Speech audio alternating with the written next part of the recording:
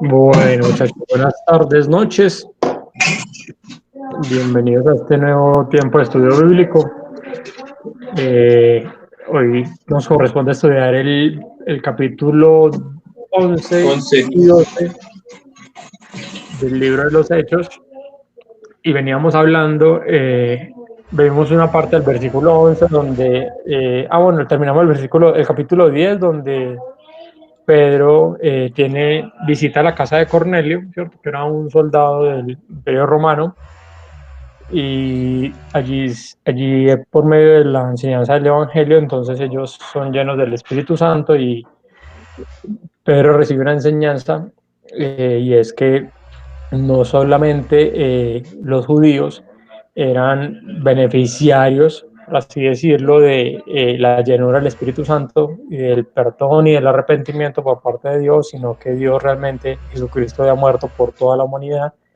Y en ese momento, cuando él va y les predica y ellos son llenos del Espíritu Santo, entonces él se da cuenta de que la visión que había tenido sobre un telón que descendía del cielo con unos animales, en la que Dios le dice a Pedro que puede matar y comer de cualquier animal, hacía referencia a esta cobertura que Dios tenía en general de toda la humanidad y no solamente de un sector, ¿sí?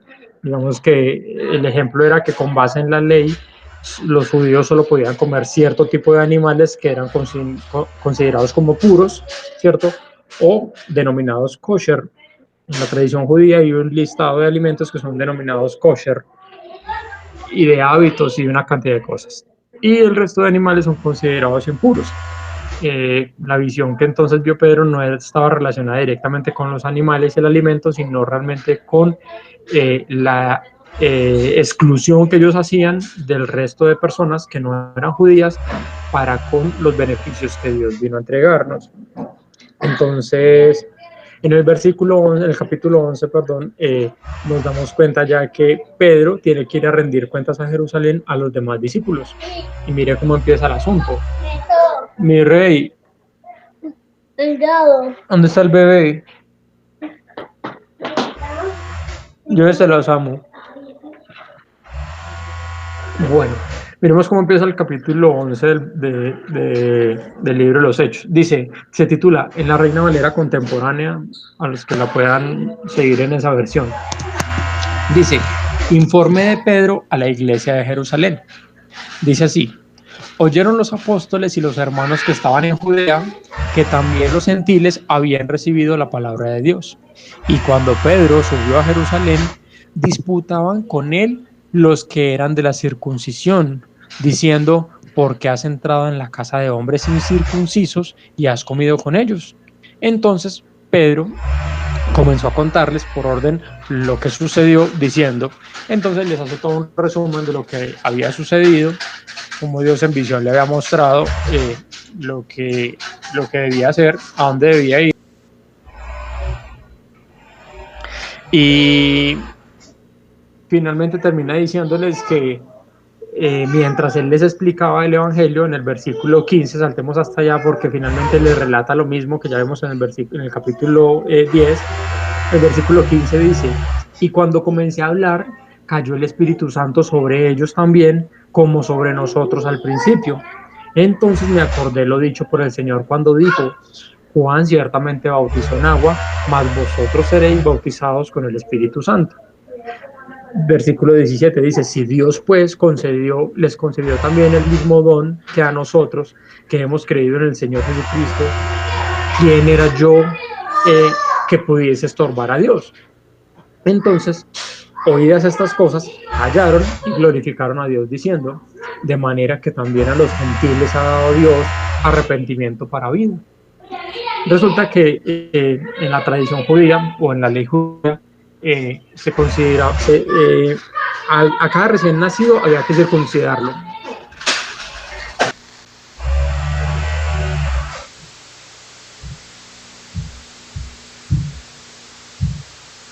A todo recién nacido tenían que circuncidarlo para ser identificado como judío. Y entonces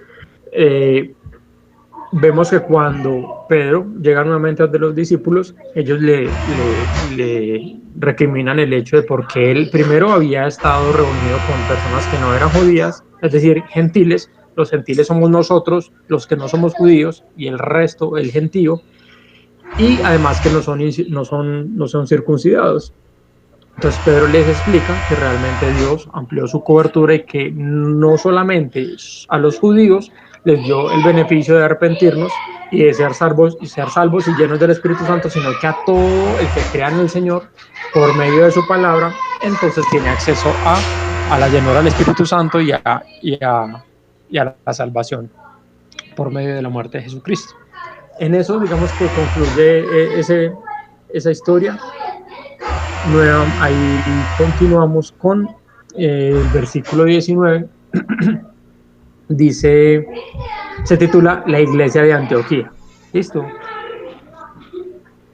No sé si hasta ahí tengan alguna inquietud. Habíamos tocado varios puntos respecto al tema de los gentiles, respecto a los animales impuros, respecto a por qué eran impuros o por qué Dios les había dicho que no comieran esos animales. Entonces, si alguien tiene una inquietud, es el momento antes de continuar.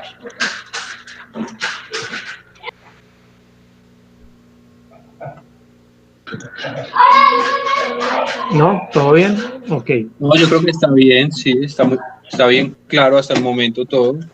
Listo. Aquí hay un detalle bien importante antes de pasar a la segunda historia, y es que Dios ha definido que la salvación del ser humano en este tiempo, que es considerado el tiempo de la gracia o el tiempo de la iglesia, es por medio de la fe. La fe es creer en su palabra, creer en el Hijo de Dios, creer en Jesucristo, en que Él murió por nosotros y que por su muerte y porque Él pagó por nosotros, entonces ya nosotros tenemos acceso a la vida eterna.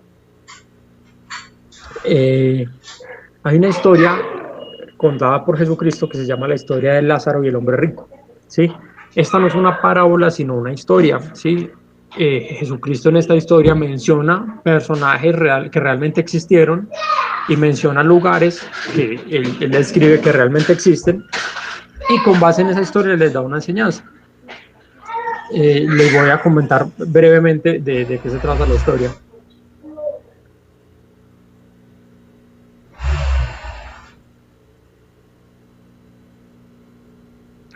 Resulta que Jesús empieza diciéndoles que habían dos hombres, que uno de ellos era un hombre acaudalado, rico, ¿cierto? Que cuando vivía, digamos que vivía muy cómodo, y que había otro hombre llamado Lázaro que pedía limosna en la puerta de su casa, ¿sí? Y que este hombre, pues Lázaro, pasaba muchas necesidades, pedía limosna, era leproso, tenía sus llagas, y dice que incluso los mismos perros lamían sus llagas. Es decir, que tuvo una condición de vida muy, muy, muy crítica. Y que el hombre rico lo humillaba, ¿sí?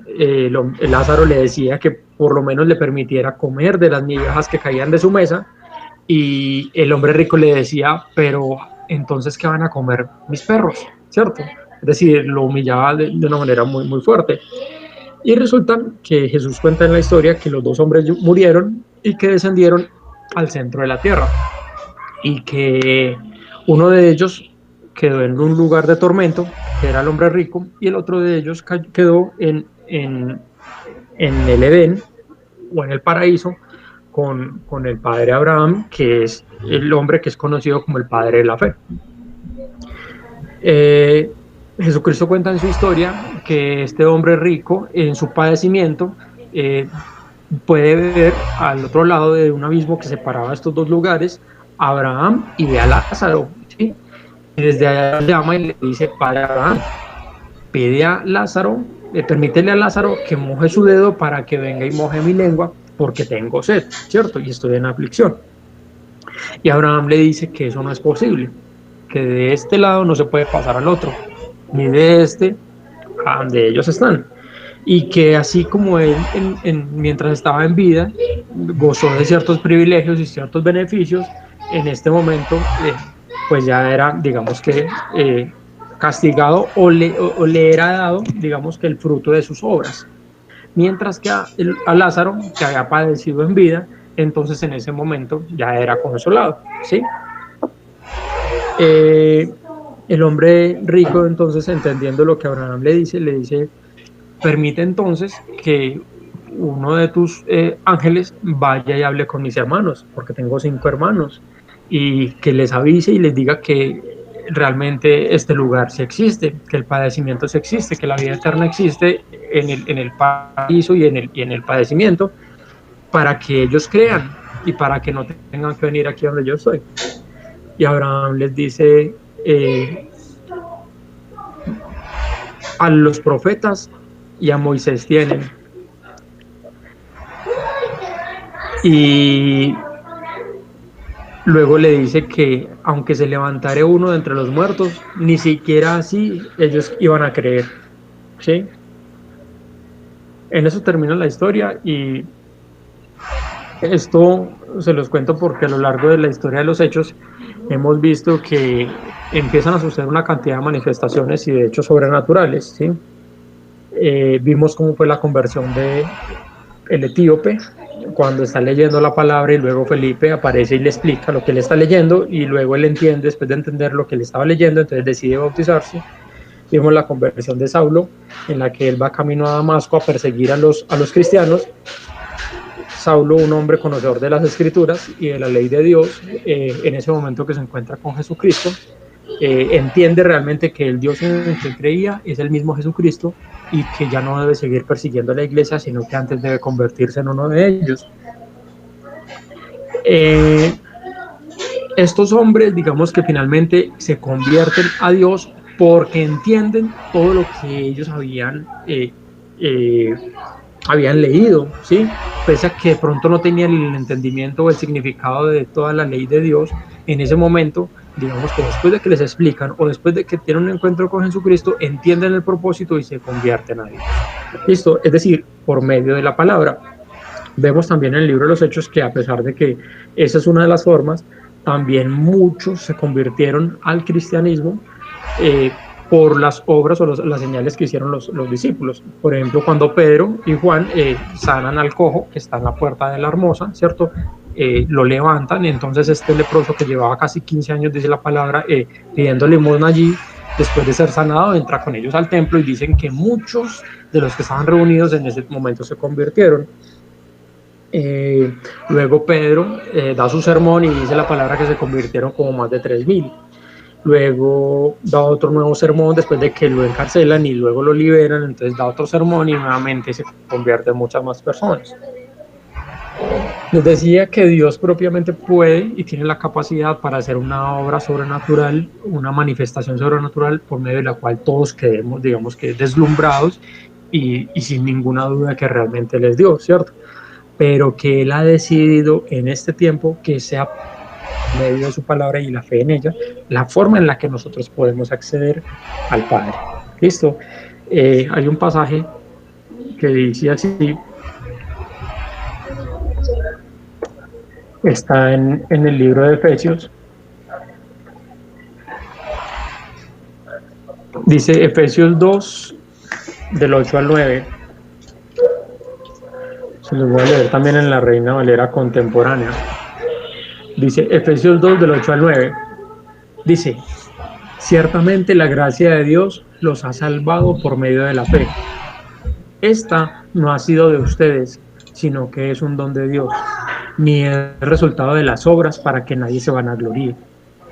La hemos escuchado en otra versión, creo que en el proceso discipulado con Juan David la escuchamos, cuando Pablo dice: porque por gracia sois salvos por medio de la fe, y esto no es de ustedes, sino que es don de Dios, y no por obras para que nadie se gloríe, ¿sí? Es decir, el mecanismo que Dios ha establecido para que el ser humano en este tiempo reciba la salvación es por medio de la fe en Jesucristo.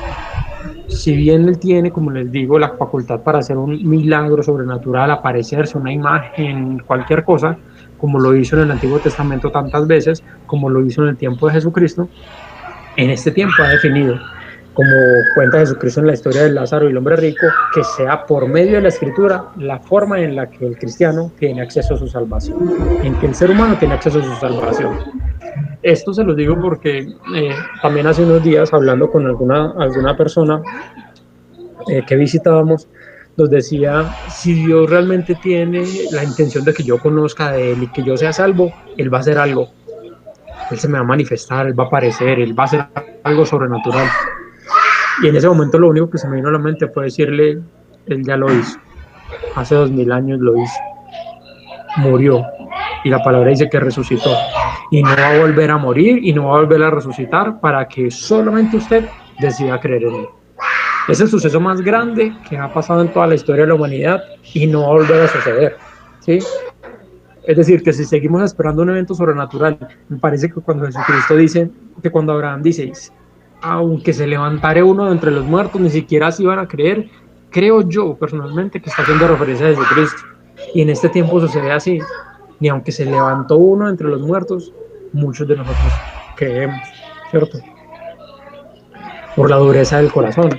Entonces Dios, de Jesucristo, recordemos que también dice una frase donde dice, bienaventurados los que sin ver han creído, ¿sí? Cuando se les aparece resucitado a los discípulos que están reunidos, y Tomás había 8 días antes había estado con ellos reunidos y les dijo que hasta que no viera al Señor resucitado y no metiera el dedo en sus llagas, no iba a creer. Y 8 días después nuevamente están reunidos, dice la Escritura que Él traspasa las puertas, el Señor aparece, ¿sí? Ya resucitado, y cuando ve a Tomás, lo llama y habla directamente con Tomás y le dice, ven y mete tu dedo en la llaga, ¿sí? En mis llagas. Y Tomás va y toca y le dice, Señor mío y Dios mío, ¿sí? Señor mío y Dios mío. Yo creería que es uno de los pocos privilegiados que pudo experimentar ese tipo de situaciones, ¿sí? No creo realmente que en este momento eso pueda volver a suceder, pero sucedió con Tomás. Y creo que en ese momento Tomás es reflejo de muchas de las personas que en este tiempo no creen en el Señor y exigen señales como se exigían en el tiempo de Jesucristo para que realmente puedan entender y creer realmente que Jesucristo fue el que murió, mientras que Dios ha establecido que solo por medio de la fe en su palabra es que podemos acceder a esta salvación. Esto, quería hacerles ese apunte porque me parecía importante por el hecho de que el capítulo, esta historia de Pedro visitando a Cornelio termina con la frase de los discípulos glorificando a Dios por el hecho de que Dios también les ha permitido a los gentiles, es decir, a nosotros, los que no somos judíos, también recibir el Espíritu Santo cuando ellos creían que era solo para ellos. ¿Listo? Y en ese momento dice la Escritura que lo recibieron el Espíritu Santo mientras Pedro les predicaba el Evangelio, ¿sí? Mientras Pedro les predicaba el Evangelio. Es decir, que se cumplió lo que Jesucristo dice, lo que Abraham le dijo al hombre rico, a Moisés y a los profetas tienen, ¿sí? A la Escritura tienen. Si la Escritura no les basta y no creen en ella, nada más les va a bastar. Vamos a continuar. Versículo 19, empieza otra historia aquí, se llama la iglesia de Antioquía, ¿sí? El contexto de esta historia es que se dice que esta fue la primera iglesia interracial, ¿sí? Intercultural que existió. Aquí a partir de esta historia empezamos a ver cómo se empiezan a multiplicar los creyentes en Jesucristo, cómo realmente la iglesia que el Señor estableció se empieza a multiplicar y se empieza a conformar, y eso contradice totalmente la versión de la Iglesia Católica, Apostólica y Romana, en la que dicen y afirman que Jesucristo los constituyó a ellos como iglesia, ¿sí? Ya aquí hay que entrar a ver de pronto un poco más de fondo la historia, pero la Iglesia Romana surge creo que en el siglo III, ¿sí? Con Alejandro Magno, y vemos aquí que unos años inmediatamente después de la muerte de Jesucristo ya la iglesia se estaba multiplicando, ¿sí? Y eran los creyentes en Jesucristo.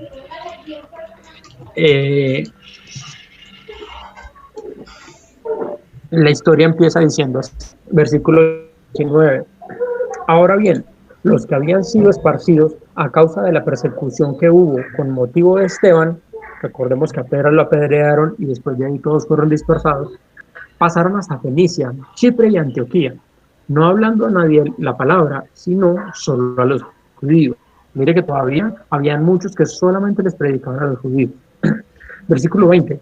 Pero había entre ellos unos varones de Chipre y de Cirene, los cuales, cuando entraron a Antioquía, hablaron también a los griegos, anunciando el evangelio del Señor Jesús. Versículo 21, y la mano del Señor estaba con ellos, y gran número creyó y se convirtió al Señor. Llegó la noticia de estas cosas a oídos de la iglesia que estaba en Jerusalén. Entonces vemos que el centro fue Jerusalén, el centro de la iglesia fue establecido en Jerusalén, y a partir de ahí, a medida que se multiplicaban, entonces las noticias llegaban allí y ellos enviaban personas a consolidar esas iglesias. Dice, llegó la noticia de estas cosas a oídos de la iglesia que estaba en Jerusalén y enviaron a Bernabé que fuese hasta Antioquía. Recordemos que Bernabé, capítulo anterior, 9, 8 y 9 creo, es el que finalmente lleva a Saulo ante los discípulos para que ellos puedan confiar en que él ya hace parte de la iglesia y que ya no está persiguiéndolos para matarlos, ¿sí? Este es el mismo Bernabé. Y enviaron a Bernabé que fuese hasta Antioquía.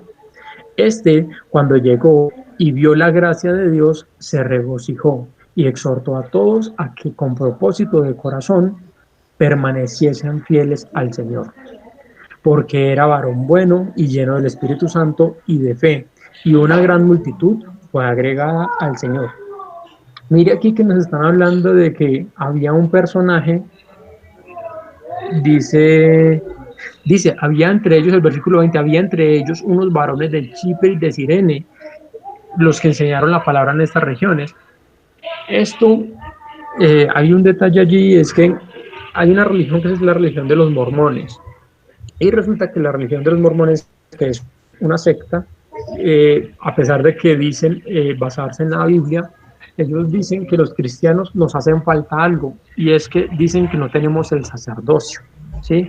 Esto hace parte de la tradición judía, en la que se establecía un sumo sacerdote que era el único que podía entrar al templo a hacer los sacrificios para el perdón de los pecados del pueblo, ¿sí?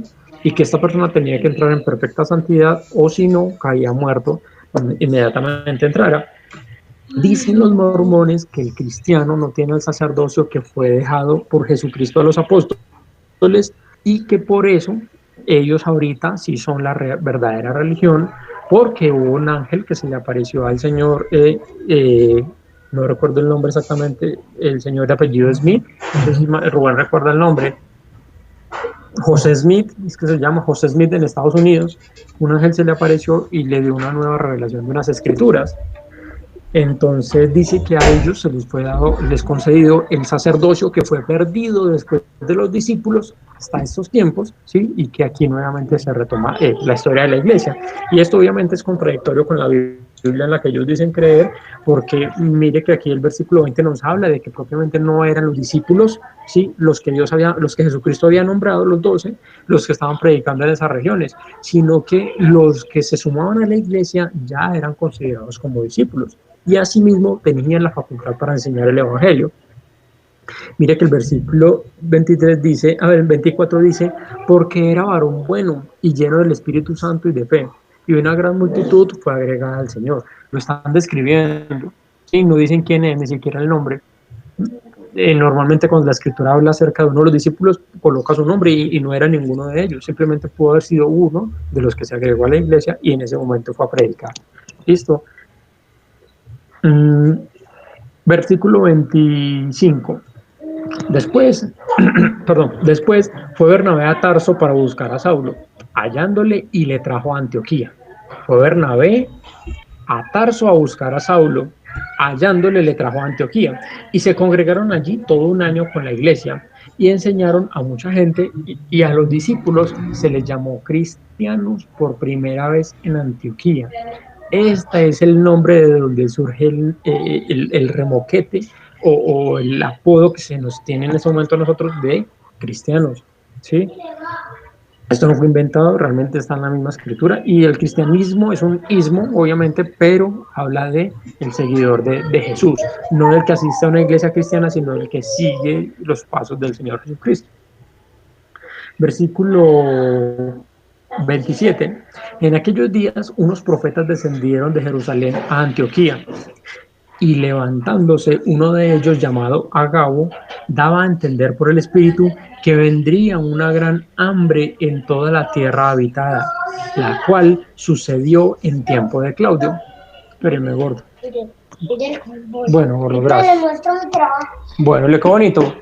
Bueno, dice, entonces los discípulos, cada uno conforme a lo que tenía, determinaron enviar socorro a los hermanos que habitaban en Judea, lo cual en efecto hicieron, enviándolo a los ancianos por mano de Bernabé y de Saulo. Aquí empezamos a ver realmente simplemente los primeros misioneros, ¿sí? Y empezamos a ver las ayudas que da la iglesia, que estaba radicada en Jerusalén y que ya se había expandido a Antioquía y a otras regiones, cómo ellos envían ayudas a los misioneros. Leía una historia en la que en el libro de Deuteronomio, donde Dios... ¿Cómo se llama? El loro. Bueno, quiero mostrarles el trabajo de Samuel. Qué pena con ustedes, pero les tocó en la cuarentena. Yo sé que no tienen más para dónde irse, así que... ¿Cómo se llama el loro? Lucas. Lucas, muy bueno, muy bonito. Bueno, leí en el libro de Deuteronomio donde Dios le da las leyes al pueblo de Israel después de sacarlos de la esclavitud de Egipto, y por medio de Moisés les da las leyes, y dentro de ellas hablaba acerca de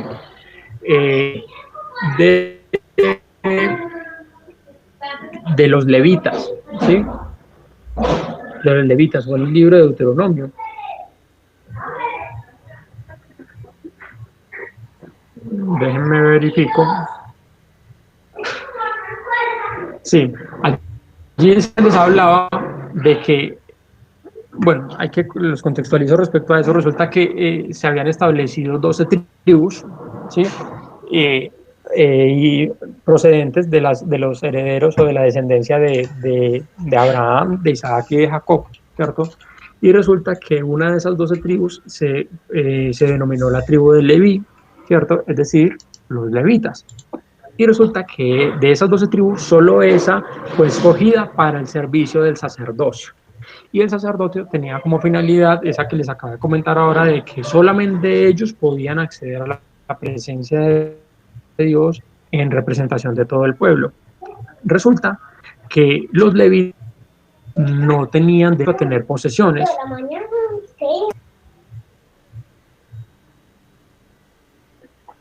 Ellos no tenían derecho a tener posesiones, ¿sí? Ellos se dedicaban al servicio a Dios, a la enseñanza de la palabra, a los sacrificios, a la profecía, a la enseñanza de la voluntad de Dios al pueblo. Por lo tanto, ellos no ejercían ningún otro tipo de labor, de oficio. Y a ellos no se les permitía tener posesiones como propiedades, como patrimonio, pero también se les había dado la instrucción al pueblo de que las demás personas debían compartir con ellos de los alimentos que ellos tenían, ¿cierto? Y de las primicias de sus frutos. Las primicias son la primera cosecha de sus cultivos. A ellos se les permitía tomar alimentos de los sacrificios de los animales que se sacrificaban a Dios, y por medio de ellos, eso se establecía el sostenimiento de ellos, ¿sí?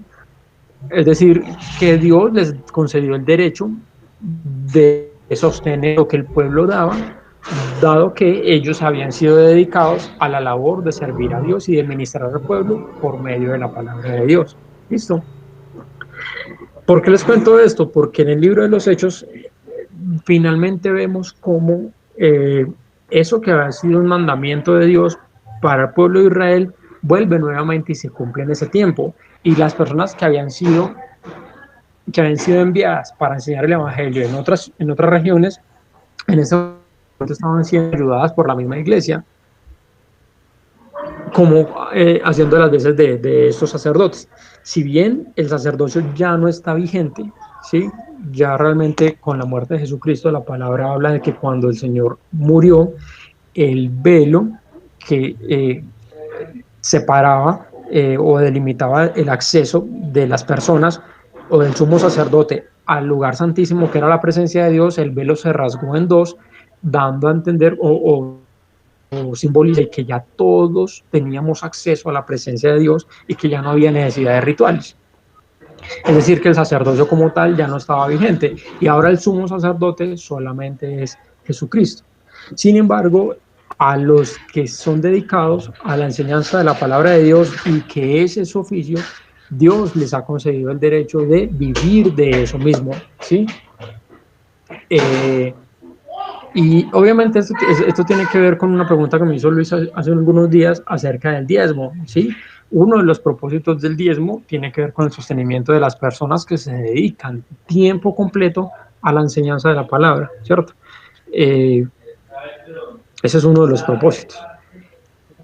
El resto, digamos que es para el tema de ayudas y de obras sociales y de edificación de la iglesia y la expansión del reino y las misiones y toda una cantidad de cosas. ¿Listo? Así termina el capítulo 11. La enseñanza realmente ahí es corta.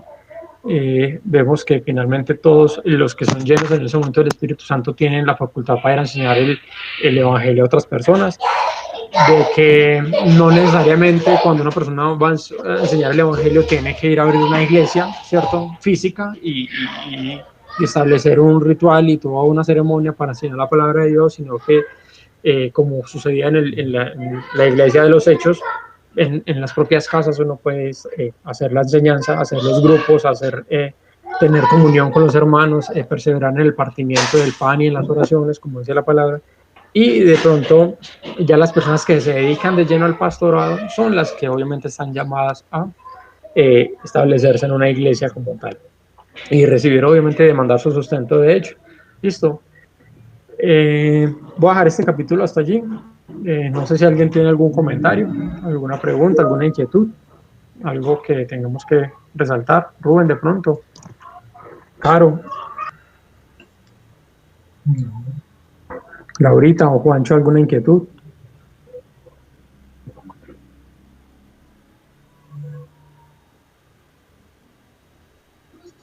Pues a mí me parece muy interesante lo que usted mencionó ahora, digamos, de cuando se rasga el velo y toda esa parte, porque uno normalmente, sí, los amigos que tiene uno que son pues digamos, si los son mormones o testigos de Jehová, siempre ellos cuentan una versión muy diferente, pero más que todo la versión diferente es que esa parte que aparece en la Biblia de nosotros no aparece en la de ellos. Entonces es muy bueno saber que eso está en la Biblia, porque pues yo creo que pues, la Biblia viene completa y de pronto ellos la tienen más cortica, como que ellos no tienen algunos libros. Sí, realmente o algo así. está modificada o alterada. Eso que usted dice es bien curioso y bien importante porque hace unos días hablando en una reunión, obviamente antes de la cuarentena, una señora me preguntaba que si le hablé por algún motivo, terminamos hablando del Padre Nuestro y ella me dijo, es que eso está en la Biblia. Y me quedé, como dicen dicho, de una sola pieza. Porque hay mucha gente que cree en muchas de las oraciones que se rezan en una iglesia católica, pero realmente no sabe de dónde provienen, ¿sí? Como en ese momento usted me comenta el tema del velo, ¿cierto? Realmente ninguna de las historias o enseñanzas que se comparta a nivel del cristianismo o sobre Jesucristo puede estar aislada de la Biblia. Si no está en la Biblia, no es válida, no es. ¿Sí? Si lo que está en la Biblia obviamente es respaldado por hechos históricos o historiadores que obviamente documentaron lo sucedido, es complementario. La enseñanza central es la Biblia, ¿sí? De ahí que cuando yo vaya a compartir una enseñanza sobre Dios o puntualmente sobre Jesucristo, necesariamente tengo que haberme documentado de la Escritura. Y así cuando yo vaya a recibir una enseñanza, debo filtrarla por medio de la palabra de Dios, que es la Biblia. Eso me hace recordar del caso de Pedro, cuando Pedro, obviamente ya conocemos, digamos, algunos de los atributos, que era como el más acelerado, el más impulsivo, el que quería hacer todo a la carrera, y por esa misma actitud, digamos que terminaba embarrándolo muchas veces. Entonces, Vemos que tuvo una actitud similar cuando después de que Judas muere, él, digamos que toma la iniciativa para elegir al sucesor de Judas, ¿cierto? Y decide hacerlo por medio de los dados. Era tradición en ese momento la forma como Dios había sido que se iba a escoger el reemplazo de Judas. Vemos que el Señor no echó a los dados la elección de los 12, ¿cierto? A cada uno lo llamó y él dijo, mi Padre me los dio, ¿cierto? Y Pedro, pues obviamente, supuestamente, bueno, aunque no había sido lleno del Espíritu Santo, toma la iniciativa de escoger al sucesor de Judas por medio de los dados. Y dice que los dados cayeron a favor de Esteban, de Matías, y entonces escogieron a Matías. Y resulta que en la Biblia nunca más se volvió a hablar de Matías, ¿sí? Por el contrario, se aparece Pablo como el sucesor, como el apóstol agregado, ¿sí? Ese es el verdadero reemplazo que Dios, que Jesucristo mismo escogió, porque a él se le apareció en visión y lo nombra o lo llama para su servicio, para su ministerio. Pedro finalmente entiende y en una de sus cartas por allá más adelante nos dice así, dice en la segunda carta de Pedro, capítulo 1, versículo 19, dice, tenemos también la palabra profética más segura, a la cual hacéis bien en estar atentos, como a una antorcha que alumbra en un lugar oscuro, hasta que el día esclarezca y el lucero de la mañana, que es Jesucristo, salga en vuestros corazones. Mire la enseñanza que da Pedro, es decir, después de haberla embarrado tantas veces, de haber, digamos que por su iniciativa, por su acelere, intentar sacarla del estadio, como dice el dicho, y finalmente termina embarrándola, él aquí en esta carta ya termina reconociendo de que no hay una enseñanza más segura y certera que la misma escritura. Y luego da un consejo y dice, a la cual hacen bien de estar atentos, como a una antorcha que alumbra en el lugar oscuro, hasta que el día esclarezca, es decir, hasta que, eso es simbólico, hasta que nuestra visión se esclarezca y el lucero de la mañana, que es Jesucristo, salga en vuestros corazones. Este es el procedimiento por el medio del cual una persona empieza a creer y a conocer de Dios, es la palabra. En el ejercicio de la palabra es que una persona empieza a creer más en Dios. Ratifica la historia de Jesucristo y ratifica cuando Abraham dice, a Abraham y a los profetas tienen. Es decir, por medio de la palabra es que el ser humano empieza a aumentar su fe. Hay obviamente otro pasaje en el que se dice que la fe es por el oír y el oír la palabra de Dios, ¿sí? Entonces este Pedro impulsivo nos termina dando una enseñanza gracias a todos los chascos que le pasó por ser tan impulsivo. No sucede solo en el tiempo de Pedro, en este tiempo sí que más se va a necesitar porque hay mucha gente muy elocuente, muy estudiada de muchas cosas y tiene la capacidad para enredar. Incluso en la misma palabra habla de que en estos últimos tiempos vendrán muchos falsos profetas, ¿sí? Y falsos cristos que engañarán y que incluso harán que se pierdan muchos de los que ya habíamos sido escogidos para la salvación. Entonces, por eso hay que seguir el consejo de Pedro de estar muy atentos a la escritura y de filtrar por medio de ella todas las enseñanzas que recibamos. ¿Listo?